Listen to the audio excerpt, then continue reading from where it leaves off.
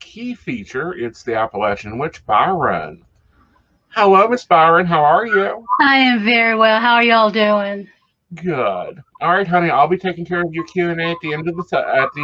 Okay? Okay, great. You ready for me to start? Yes. I guess so. Hey, everybody. I'm Byron.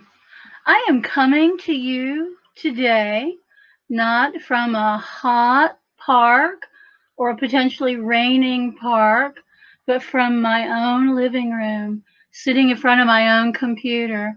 It's still pretty warm here, just to be honest, but it's very pleasant. And I hope you all are situated in a place that feels good, that is pleasant, that is homey, and that is everything that makes your little pagan heart happy. So I was asked to do the keynote today, which to my way of thinking is always a little bit of a sermon. And y'all are in West Virginia and I'm in Western North Carolina, so whether you are a believer in that way or not, we all grew up knowing what sermon time was. And I get accused a little too often of preaching, but I'll try not to do too much preaching today, but more talking about where we are and who we are and why this time is a particularly lucky time and a time that is full of great possibilities. So let's begin by thanking the people who organized this. And honestly, doing a pagan pride is as much like herding cats as anything there is in the world. So for all of the people who did that, thank you. And all the people who are running it today, thank you.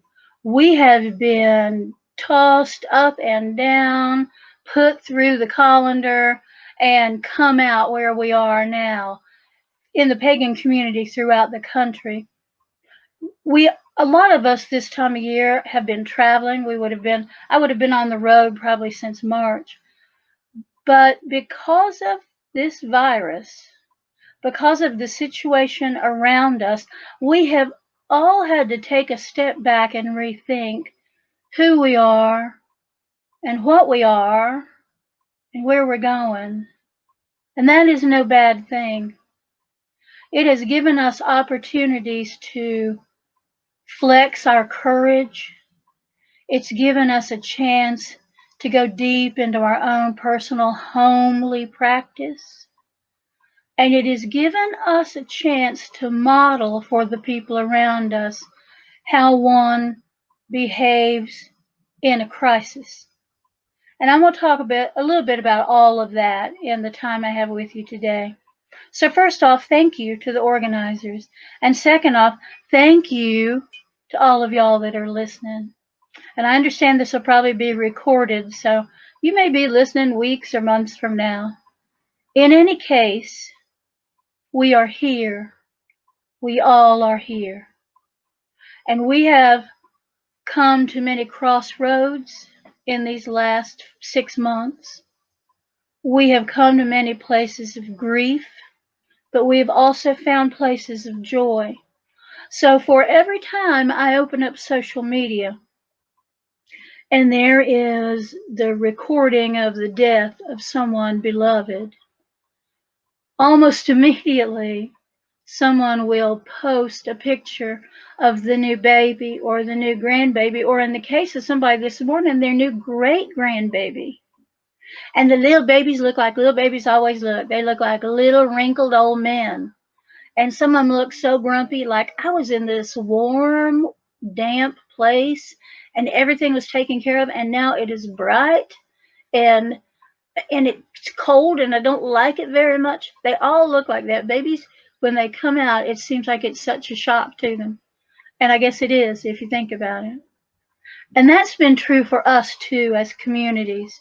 Sometimes when we come out, there is a shock to it. You might come out to your grandparents and they just go, well, I always knew you were a little peculiar. We may come out to somebody that we think is going to understand us, and there's no understanding there at all. and there is fear, and there is regret, and there's anger. But that can't stop us from being who we are in the world. When I am teaching out in the Midwest and up in the Northeast and all around the South, I always marvel at how we come together for one weekend a year or 1 week out of the year. And a lot of people take their week of vacation at a time when there's a big pagan festival so they can spend the whole week with people of like mind, because they may live in a place where they feel that people are not like them. And there's always somebody at the gate, at the main gate, who will say, welcome home, welcome home. And for that time, out of time, we feel like we can be exactly as we are, exactly who we are. And that feeling gives us a sense of security as well as a sense of belonging. But then comes Saturday, we're starting to pack up, getting ready to do the big pack and leave on Sunday. And you can feel the grief is palpable in the air. Well, I want to suggest to you that when you go home, when you go back to mundania, a phrase I despise, when you go back home, I challenge you to be just as magical as you are when you're away at the Pagan Pride Day or when you're away at the festival. I challenge you to go home and be fully the person you are. And whether you self-identify as a pagan or a Wiccan or a Druid or just a plain old garden variety witch, be that. And don't feel like you got to announce your presence everywhere you go and piss off all the neighbors. Because here's a big old secret that some of y'all have heard me say a dozen times. The secret is you don't have to walk through the world in a long black cloak and a pentacle the size of a salad plate in order to be who you are. You can be who you are, working at the drugstore, being a mama, being the delivery daddy, being a grandma, being a banker, being a lawyer. You can be exactly who you are, and you can re-enchant the whole world so that when the next generation of people leave this pagan pride event and they go home, they go, well, I met some new people. I bought some cool stuff, but I'm not essentially different than I was when I came. I'm just the same, and my community is just the same. So that's what I'm ostensibly talking about today, is the woven basket of community. But I'm going to start by introducing a few terms so that we're on the same page with things. The first one is I'm going to talk a little bit about tower time. And I know some of y'all may be sick of hearing about this from me, but I got to say it one more time. Sorry. And that is 20 years ago, more, I had this waking vision that we were living in times where these enormous top-down hierarchical systems were going to collapse, were collapsing, in fact, and that it was going to be incumbent on us to make the new paradigm, to put in the new processes, to create and activate the protocols that were going to give us the world that we want to live in. Because I kept having that vision, I started writing down what I was seeing and feeling. And that is, if you go to my website, which is myvillagewitch.com, you can go to the Tower Time document file. Or you can look at my book, which is called Earthworks, Ceremonies in Tower Time. And that has that whole file in it. That book, the first half of that book is all about essays about where we are right now and how we not only survive these challenging times, but we thrive in them. And the second half of the book is all ceremonies and rituals that you can do alone or with a small group or a great big community ritual. And you can get that book at all the usual sources. You can order it from my website if you want to. And I encourage you, when you are thinking of how we survive these times, that you slap some ritual or ceremony around it. I have found again and again, and I tell this to my tarot clients all the time, that if you can make a hard time into a rite of passage, if you can envision for yourself that this thing you are going through has value and meaning, and when you get to the other side of it, there will be a reward that you cannot imagine now. That helps us to set an intention about this hard time. And if you know anything about my work, you know I'm not going to spend a lot of time setting up a big fancy ritual when all you really need to do is ground yourself deeply, set your intention, and continue with your work. Don't need to grab a bunch of candles. Don't need to see where Mercury is in the astrological chart. If your baby is sick and you know this is going to be hard on both of you and on your whole family, then that's going to be a rite of passage about being a parent or being a caregiver or having faith or being in love instead of fear. So you slap a ceremony around it. And this is the ceremony of me sitting by the bedside of this beautiful, precious creature that I love and doing the things that I must do as a caregiver, as a person of spirit, and as the person attached directly to this person who is going through it. Does that make sense to you? I hope it does. We spend a lot of time in our pagan community talking about our ancestors and talking about how strong we are, and I've got all my weapons, and here's my big utilikilt, and I'm doing all this and I'm doing all that. I'm going to tell you right now the secret that we discovered up at Pittsburgh Pagan Pride a few years back. And that is this. It doesn't matter what kind of race of warriors you came out of right now, at this time in this place. We, me and you and you and you, we are the island of misfit toys. We are people who never fit into the dominant paradigm. We are people who maybe sat alone at the lunch table in the 7th grade. We are the people who learned through the University of Hard Knocks how to behave in the world. We did, and we're going to acknowledge that right now. And we're also going to say about that is our superpower. Because we never have to think about thinking outside the box or acting outside the box, because we were never allowed in the box.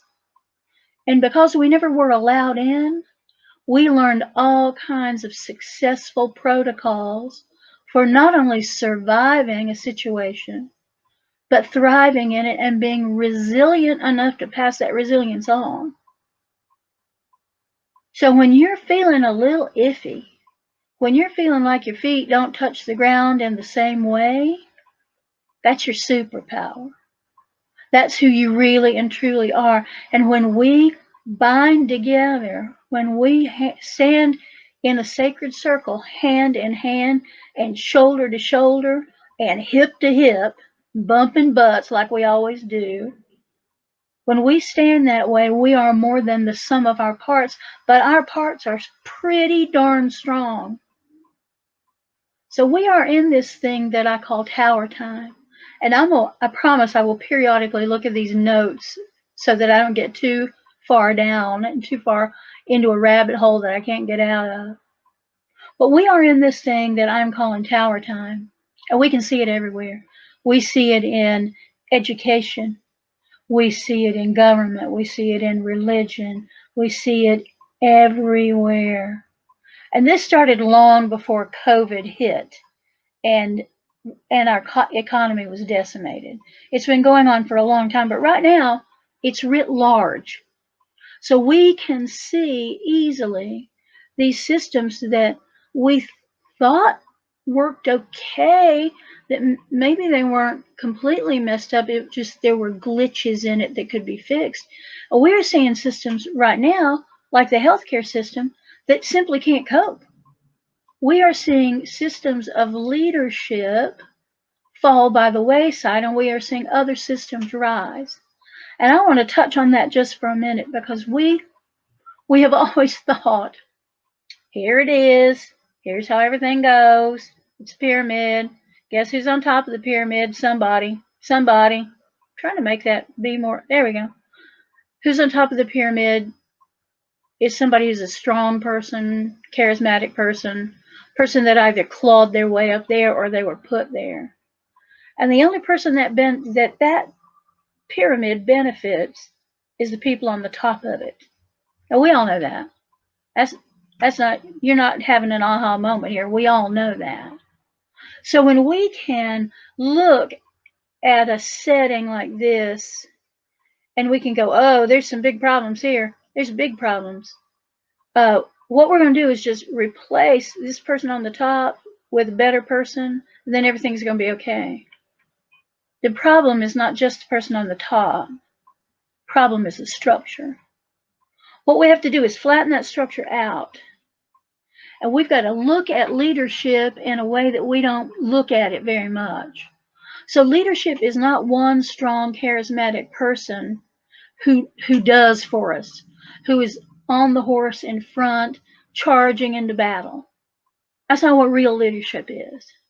Real leadership needs to be shared among a group of people, so that when that one person is either found to be a liar and a thief and a reprobate, or that one person is martyred, or that one person dies, then everything doesn't get flustered and destroyed. We have to share, we have to rethink what leadership is and know that it is not power over, it is sharing power. And that when we share power, just as when we stand in a circle chanting together, when we share power, we are greater than the sum of those individual parts. Now, we don't see this modeled for us really anywhere. Even if we look at our legislative bodies, at the Senate and the House of Representatives, there are leaders there, and then there are little cliques of people that do other things. I'm talking about restructuring everything and doing it the way we do a simple circle, where there's somebody who facilitates, but they ain't the boss. There's somebody else who makes sure that the chalice is full. There's somebody else that brings whatever it is we're going to use for sacred smoke. We share the power and we share the responsibility. And that's the other piece of power and the other piece of leadership that we don't talk about very much, because frankly, most of the people in power right now don't take any responsibility. They're just people in power. And they're, generally speaking, very wealthy people in power, so they never have really taken any responsibility. But we are regular people. We know that if we act in one way, then there may be consequences of that, and we are going to have to take responsibility for those consequences. Yeah, I know. Like a grown-up. Like, as we say here in Appalachia, like a grown-ass human being. You can do that, because I've seen all of y'all do it. We can do that. But we have to give up being afraid. We have to give up being so bound up in our egos that the least little thing affronts us. And we got to get up on our high horse, and we got to show everybody how tough we are and how smart we are, and how the worst of it is those clever, smart-ass things that people say to each other that are profoundly insulting and hurtful, but wrapped up in this kind of jaded facade. We got to remember that the earth is our mother, and we are all her children. We have to remember that we are bigger than the sum of our parts, that we can do anything, and I mean anything, because of the way we believe and the spiritualities we practice and the way our hearts are big and golden and our hands are strong, even if they are only metaphorically strong. Our hands are strong. We are people of the earth. We always have been, we always will be. We are people of the earth, and it is our birthright to be strong. Take a deep breath, deep cleansing breath. Now, right now, every time you turn around, there's a new calamity. I'm almost terrified to go on social media in the morning because I wonder what terrible thing has happened now that I'm going to have to grieve or get angry about, or whatever it is I'm going to do about whatever the thing is. So I'm gonna ask y'all to do a couple things. One of them is, if you don't have a regular spiritual practice, make one for yourself. And it doesn't have to be elaborate. It does not have to require a great big altar full of stuff that your cat's going to knock over, or your 3-year-old you're going to find him chewing on the candle. I'm talking about a simple practice that reminds you of who you are and the connections you have, not only with the planet you live on, but the connections you have with your community, whether it is a community that is right here with you on the place where you live, or it's a community that goes across the world. I've got community in New Zealand and South Africa. I got community in a lot of places. I also have community right here. And the weaving of that community makes a basket that will hold much of the kind of change that we need to make in the world.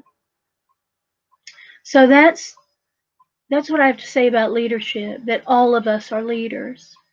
And we cannot sit back and wait for someone who is charismatic or smart or popular. We can't wait for that person to make decisions for us because there's just too much going on. So you wake up in the morning and now it's this thing and that thing over there and this thing over here. And what happens is we get overwhelmed with all that there is. It's like, some of y'all will be old enough to remember Bobo dolls. They were these blow up cones, and they were weighted on the bottom with sand. And usually on them was painted a clown figure, and you punched it and it went down and then it came right back up in your face. And that's the way the news feels today. Like, oh, well, I got that Bobo doll down. Well, the French Broad River's not filthy anymore. And then bam, up comes the Bobo of pollution in the river. None of us can be successful in changing the world if we're trying to change all of it at once, because we just get overwhelmed. We can't do it. I can't do it. You can't. None of us can do it. I mean, we do have superpowers, but that's not one of them. So in addition to listening to the news, which some of y'all have already turned off, you don't listen to the news anymore. In addition to listening to the news, you're trying to keep your family housed and fed. You're trying to keep your job or get a job. You're trying to make sure that the sick people in your life have some healing or some comfort. You're doing all of those things, and here I am asking you to do another with a regular practice. But make it something simple. What I suggest to people is have something to drink. Like right now, I've got some of this fizzy lemon lime water. Take something to drink. Light a candle, doesn't matter what color. You don't have to dress it with oil, none of that stuff. Just sit down with a candle and drink your drink and watch the candle burn. That's all. Don't try to clear your mind. Don't try to make sure that your thoughts are appropriate. Just watch the candle burn. Drink your drink. It's really nice first thing in the morning if you can manage it. Depends on if you have children and how old they are. if you can manage it to just sit in the morning with your cup of coffee or tea and light a candle and just sit there and breathe and drink some coffee, breathe, it'd take you 5 to 7 minutes out of your whole day to reconnect to the land, to reconnect to yourself, to kind of, I don't know, repair, tape up some of those ragged edges of your soul that came from the day before. So consider that, something like that. I always joke with people, we used to say a daily spiritual practice. You should always have a daily spiritual practice. Well, with all that we have to do, I've changed all that to a regular spiritual practice. You know who can have a daily spiritual practice? The Pope, the Dalai Lama, because you know what else they don't do? They don't figure out what they're making for supper. They don't cook supper. They don't wash the dishes. They don't diaper no babies. They don't do no laundry. They don't do dusting. They don't do any of that stuff. And all of us have these full active lives that we want to integrate some spiritual peace into. So I encourage you to do that. The other thing I want to encourage you to do is something I call pick 3.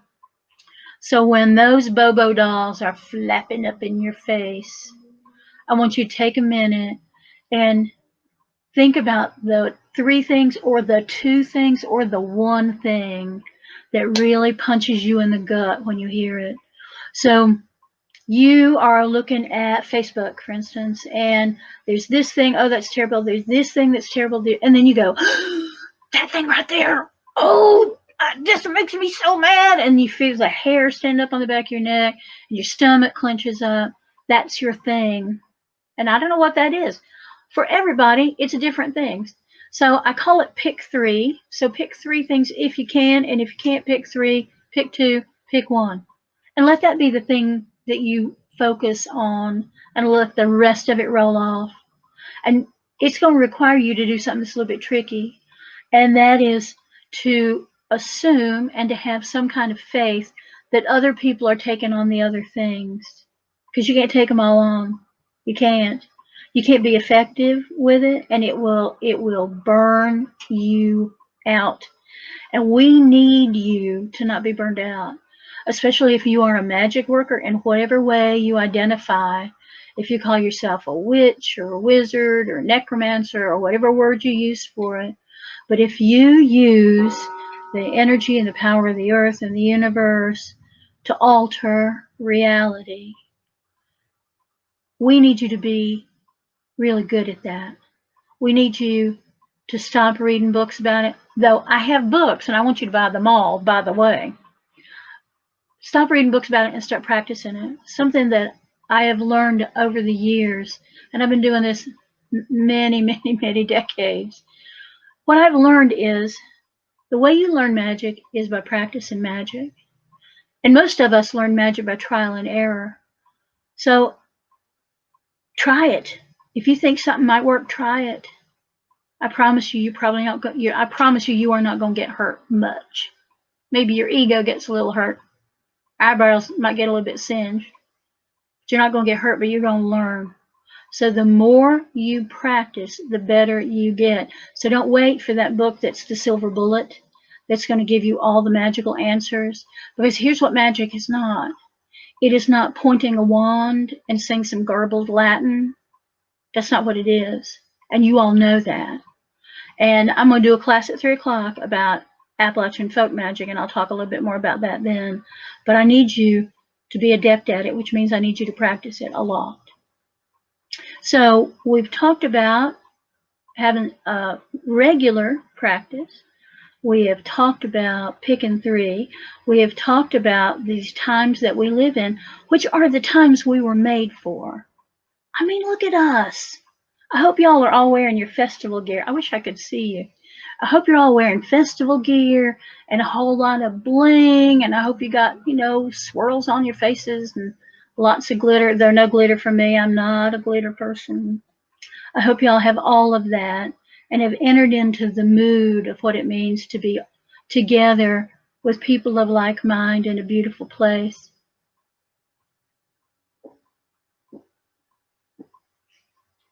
I'm going to read a little poem to you that talks a little bit about this idea of us being the island of misfit toys, and about the strength and power of the challenges that we face and that our ancestors have always faced.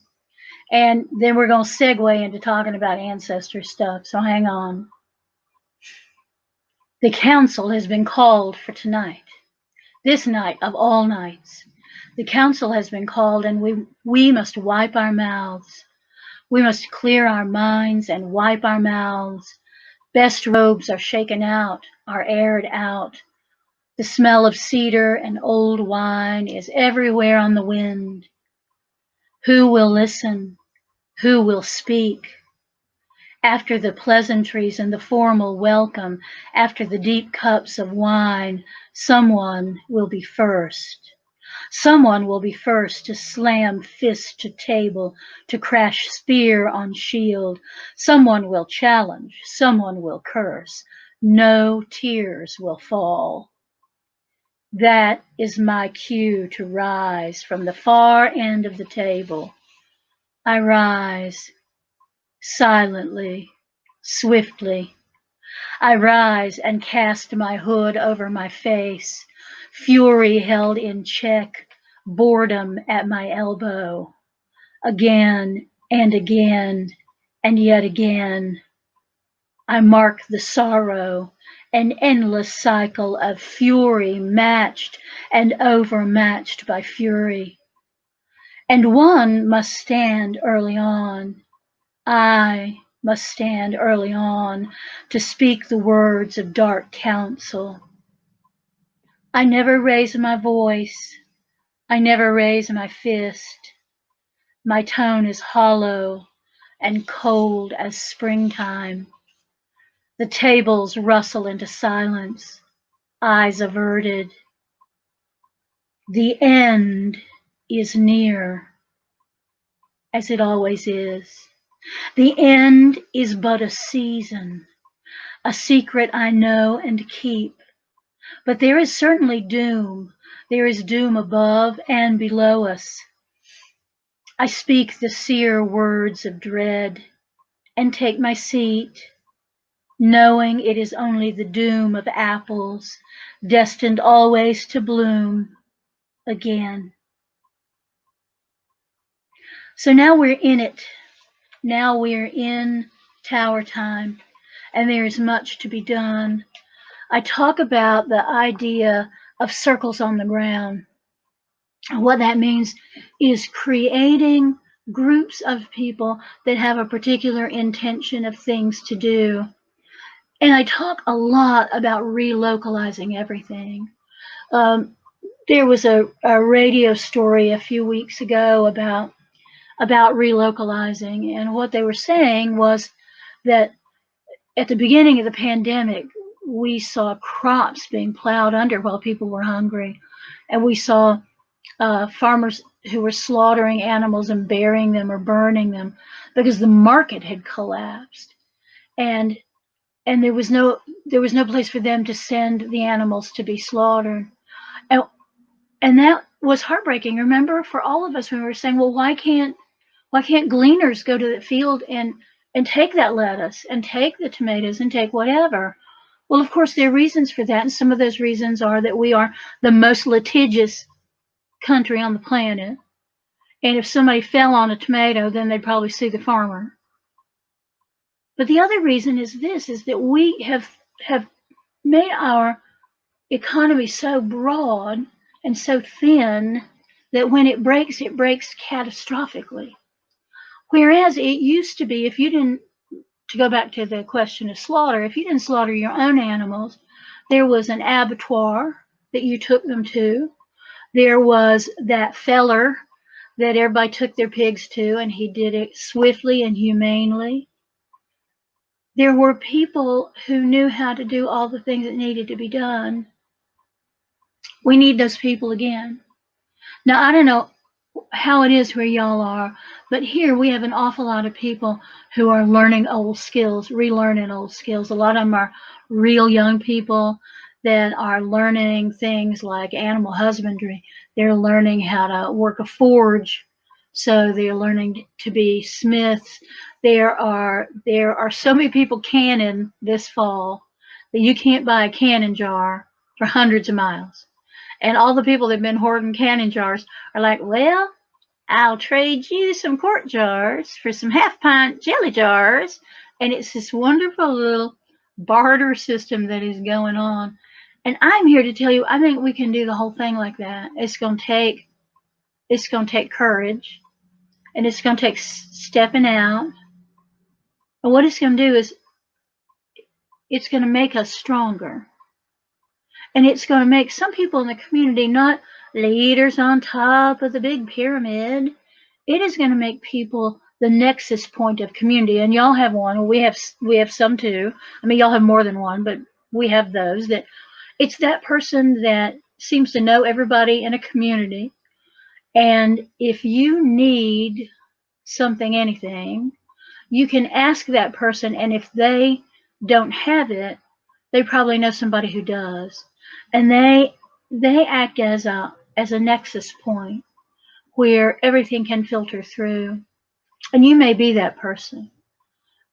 But we all need people in the community to interact with each other in a way that is healthy. Because a lot of times we interact with each other, but it's not very healthy, is it? Because we are quick to spoil for a fight. We are quick to criticize somebody else's work when we're not willing to do that work ourselves.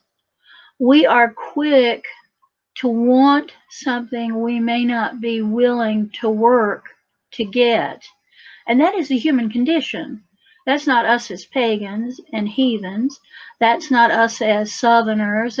That's just the human condition. We want it to be easier than it is. And the way it gets to be easier than it is if you work hard to make it easier, which sounds crazy. I know it does. But that's what that's about. Checking my time. So we're going to talk about your time. You keep taking us right on up the circle. Are you talking to me? Because I can't hear you if you are. are. What I was saying is, don't worry about your time. You keep taking us to circle, because what we're getting back in feedback is someone feels called out. It's a good wake up, their wake up routine. Good. Yeah, and good people are saying that this is where they needed to be at. Oh, good. Well, then let's go on to ancestors and do that for a few minutes. Okay. And I'll finish up. Do you want me to finish up in time for question and answer? Yeah, finish up. I know I can't hear you.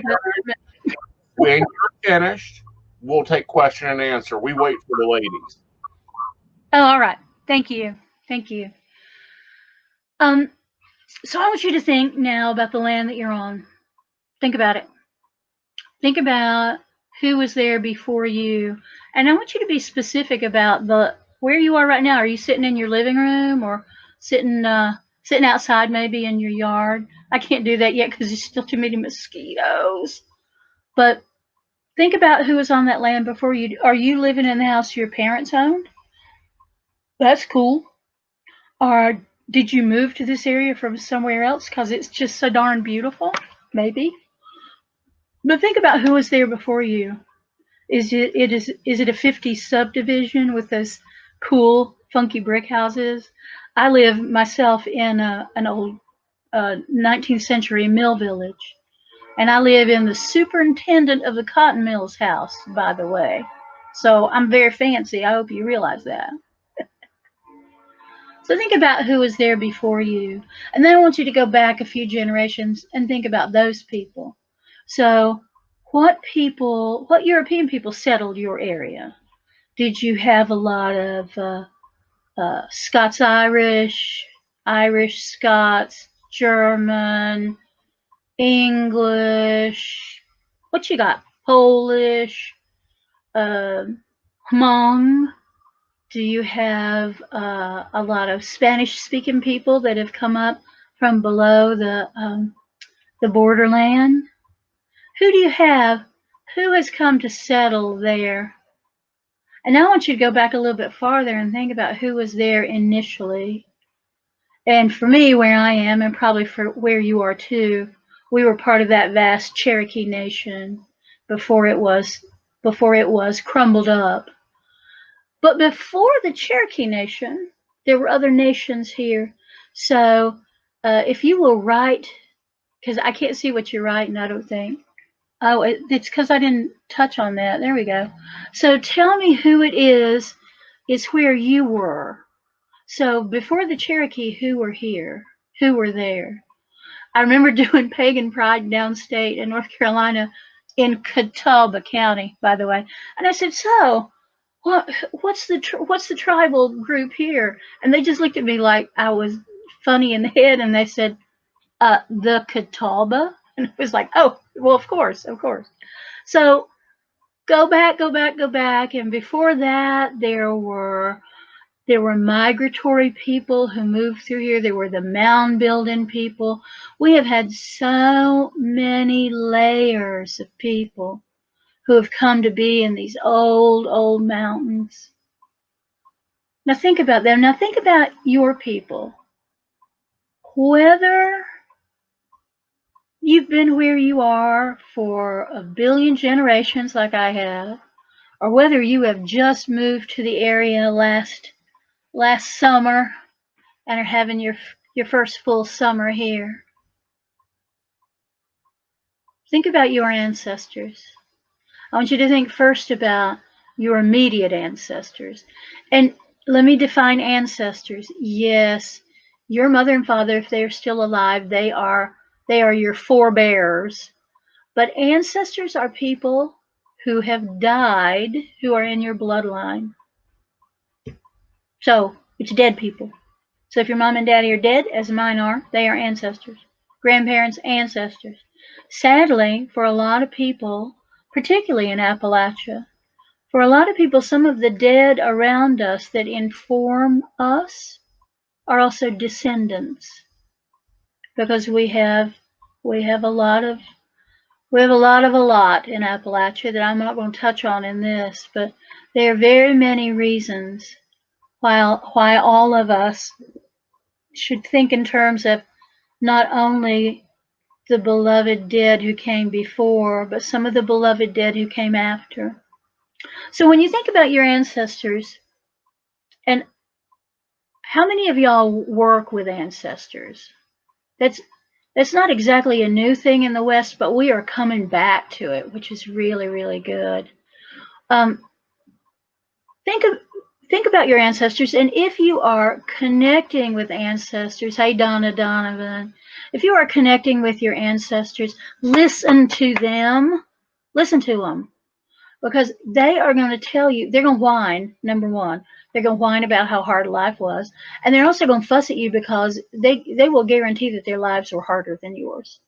And if you come from a long line of Appalachian people, I guarantee their lives were harder than yours, and I don't even know how hard your life is. But the life of a subsistence farmer or a mill worker was extraordinary, or a miner was extraordinary hard. So when you are connecting with those ancestors, let them be not only an inspiration to you, but also let them remind you that working hard is not something to be ashamed of. That working hard is something we can all do, whether we are working with the strength of our backs and the strengths of our hands, or if we are working, sitting at a keyboard, working with the strength of our minds. That working hard is a privilege, and we can all work hard at what needs to be done. So here we are in Tower Time. Here we are with our ancestors behind us and beside us. And if your ancestors are like mine, they will get right into bed with you and kick you with their hard old boots and go, are you really going to sleep till 8 o'clock in the morning? Because did you know you're missing the best part of the day? Do your ancestors say that? Because mine do.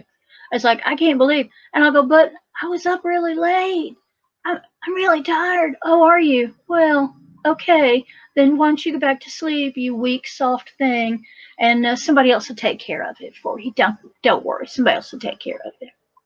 So when your ancestors stand with you, when your divines stand with you, when the spirits of the land stand with you, You cannot be stopped. You cannot. When you are willing to work hard, when you are willing to love hard, when you are willing to have faith in things you probably should never even have any faith in, like that is not anything that could even remotely happen. That's when you also tag in a little bit of magic. So when it feels like the luck hadn't quite shifted, you shift it. And we'll talk about that when we talk about magic at 3 o'clock. So as a community, or as a community of communities, I want to say this. We're talking about creating these circles on the ground. So here's the little circle of people who have decided they are going to help with a food pantry. And here's a little circle of people who have decided they are going to grow extra and make sure that goes to hungry people. And here's this little group of medics that are going to make sure they always have medical supplies. And here's this, and here's this, and here are all these little groups. And y'all know as well as I do, this link in a chain is strong enough. But when you add this link to that chain, it becomes strong, very strong. And when you add a third link and a fourth, and when we link it all together, what we get is chain mail, which is heavy to wear and protective. And sometimes what we choose to do is going to be heavy to wear. It's going to be hard to carry, but it's going to protect our community. And we, all of us, get called to do the work of our hearts and our hands and our souls.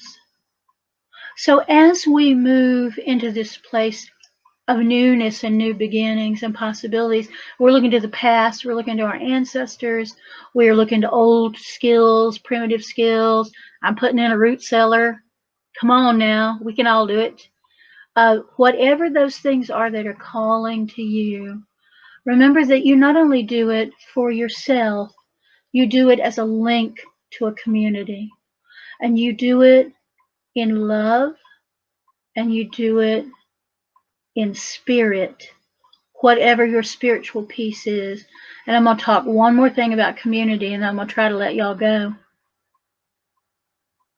We discovered here, and people will say to me, oh, Myron, you're so lucky. You live in a strong pagan community. Oh, that's so lucky. Let me tell you, it's not luck.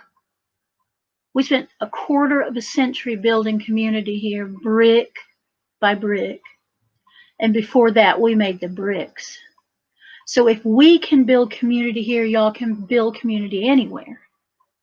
But it requires you to be stubborn and tenacious and to not give up, and to figure out when a fight is worth fighting and a hill is worth dying on, because 9 times out of 10, they're not. 9 times out of 10, they're not.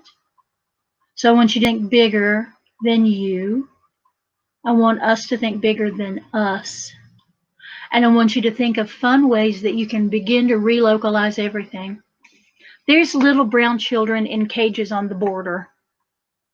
And every mama I know, and some of the daddies I know, our dream is we're going to steal a fleet of school buses. We're going to drive to the southern border.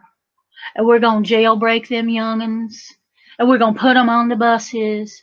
And the thing that stops us is not the laughable idea that we could steal a fleet of school buses and that those school buses would actually get to the border. It's the thing that stops us is not that we would be facing ICE and federal agents that are armed to the damn teeth. That's not what stops us.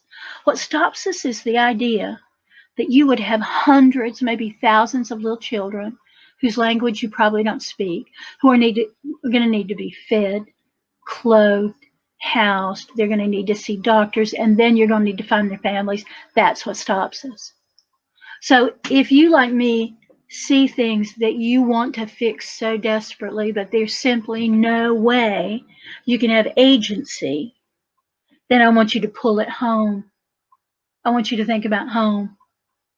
Are there little brown children in your community that can use your help? Are there little children in your community that can use your help?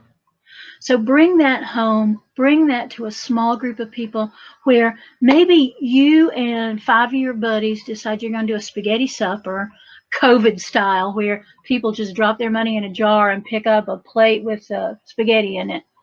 and you're going to give that money to somebody. Well, if you pick a local cause, that money is going to go farther than it would if you just send it to the Red Cross.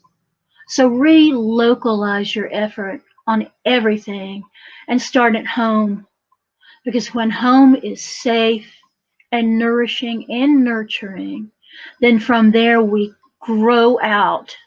From there, it ripples out like a still pond that a pebble has been dropped into. It's our time to be the pebbles, and it's also our time to be the tiny waves that move out in the world.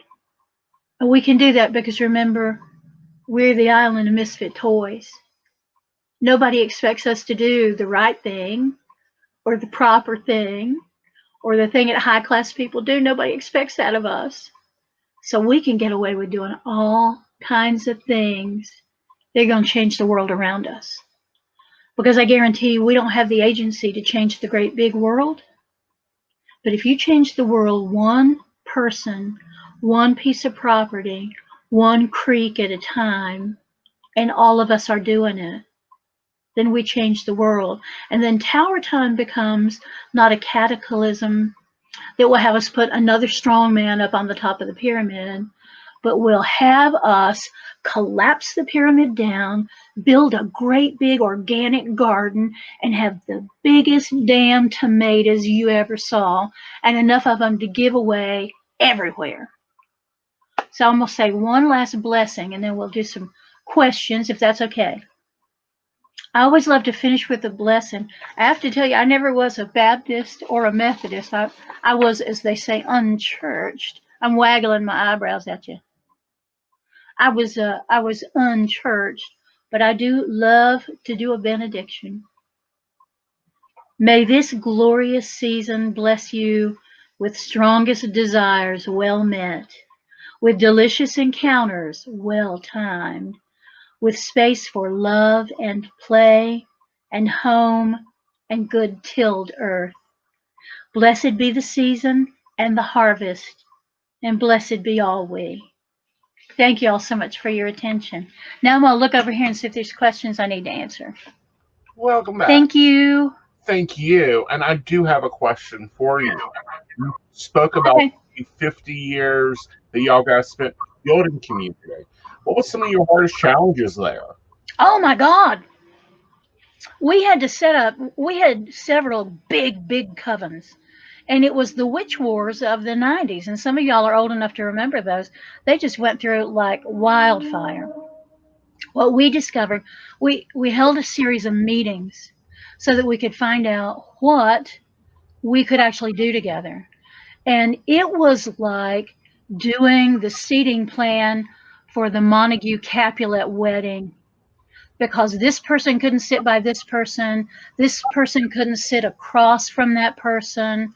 And we finally got everybody together for 3 meetings, and we discovered that we could not worship together, that was really the sticking point. But we could do other things together. So out of that grew the idea of we do a Pagans Night Out, or we did before COVID. Once a month, people can come and they just talk about stuff. And it's great for new people because they can find out what's available in the community. We created an organization called the Coalition of Earth Religions, and do things like street cleanups and creek cleanups and things like that. So the big sticking point for us was the whole worshiping together, because we got all, well, I always start calling from the east. I don't know why she starts from the north. And that was the stuff that kept messing us up, but we could clean up a street together. Right. You definitely can clean up a street together. You can do monitored ritual, you can do different things. Food pantry, you can do all kinds of service stuff. Right. All right. Well, thank you so much. And thank you. I'll see you all at 3. See you at 3. All right. So I'm going to be bringing